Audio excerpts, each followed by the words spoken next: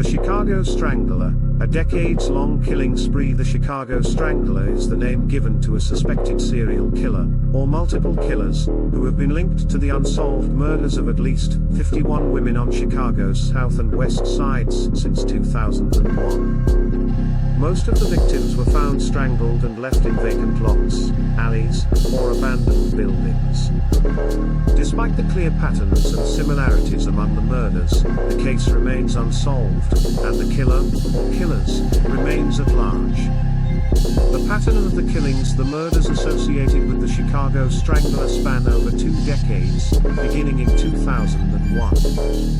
The victims, mostly women of color from marginalized communities, were strangled, many with ligatures like ropes or belts, and their bodies were often found discarded in desolate locations like vacant lots or abandoned buildings.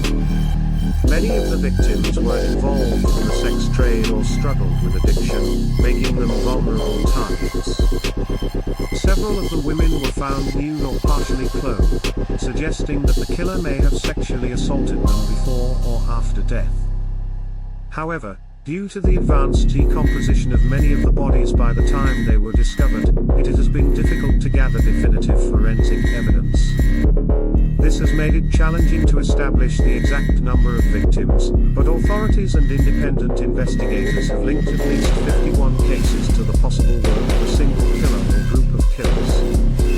The Chicago Police Department initially investigated the murders as isolated incidents, often attributing the deaths to drugs or violence within the community. However, as the bodies continued to pile up and the similarities in the methods of killing became more apparent, both law enforcement and the public began to suspect that a serial killer might be responsible. The victims of the Chicago Strangler were primarily women of color, many of whom were involved in vulnerable lifestyles such as sex work or struggling with drug addiction. The majority of the victims were Black or Latina, and their ages ranged from their teens to their 50s.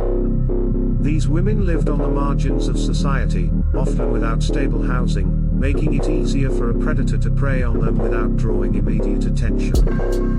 The fact that these women came from marginalized communities contributed to the slow response from authorities and the public. Families of the victims have long argued that if the victims had come from more affluent or visible backgrounds, the case would have received more attention.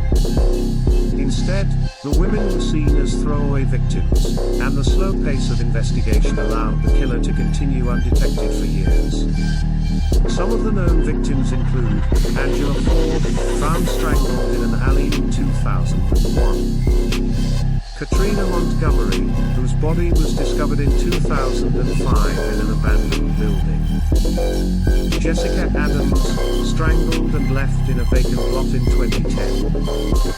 Sherry Thomas, found strangled in 2015 in an alley on the west side.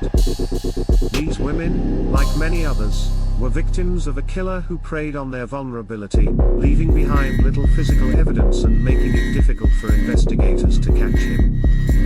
The investigation and lack of progress. The Chicago Strangler case has long been a source of frustration for the victims' families, local activists, and independent investigators. Despite the large number of victims, the case has not received the same level of national media attention as other serial killer investigations. Families of the victims have accused the Chicago Police Department of not prioritizing the case because many of the victims were involved in sex work or had histories of drug use. Independent investigative groups, including the Murder Accountability Project, MAP, have worked to compile data on the killings and identify patterns that suggest a serial killer is responsible. MAP's founder, Thomas Hargrove, has used algorithms to analyze the similarities between the murders and argue that the pattern is too consistent to be coincidental. The group's findings suggest that there could be multiple killers or that a single serial killer is responsible for dozens of deaths. Despite mounting evidence, the Chicago Police Department has been slow to declare that a serial killer is at work. In 2019, under pressure from local media and activists, the police acknowledged that they were re-examining the unsolved cases, but they stopped short of confirming that a serial killer was responsible.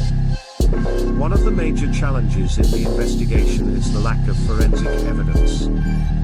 Many of the victims' bodies were discovered in advanced stages of decomposition, making it difficult to extract usable DNA or other clues. Additionally, the isolated nature of the victims' lives made it harder for investigators to trace their movements in the days leading up to their deaths. Possible suspects and theories. Although no suspect has been officially charged in connection with the Chicago Strangler murders, there are several theories about who might be responsible. One theory is that a single serial killer is responsible for all or most of the murders, with the killer targeting vulnerable women who would be less likely to draw attention if they disappeared. This would explain the consistent method of killing, strangulation, and the locations where the bodies were found. Another theory is that multiple killers could be responsible. Given the long time span of the murders and the large number of victims, it is possible that different individuals, perhaps operating independently but with similar motives and methods, are responsible for the killings. There is also speculation that some of the murders may be linked to organized crime or human trafficking, with the victims being silenced because of their involvement in illicit activities. However, there is little concrete evidence to support this theory. The impact on the community. The Chicago Strangler case has left a deep scar on the city's south and west sides, particularly in the Black and Latina communities where most of the victims lived. Local activists and community leaders have organized vigils and protests, calling for more attention to be paid to the unsolved murders and for police to take the cases more seriously. One of the most vocal groups advocating for justice is the Chicago Women's Health Center, which has highlighted the intersection of race, gender, and class in the handling of the case. They argue that the lack of urgency in the investigation is a reflection of how society devalues the lives of women of color, particularly those involved in sex work. Families of the victims continue to push for answers, demanding that law enforcement devote more resources to solving the case and bring closure to the loved ones left behind.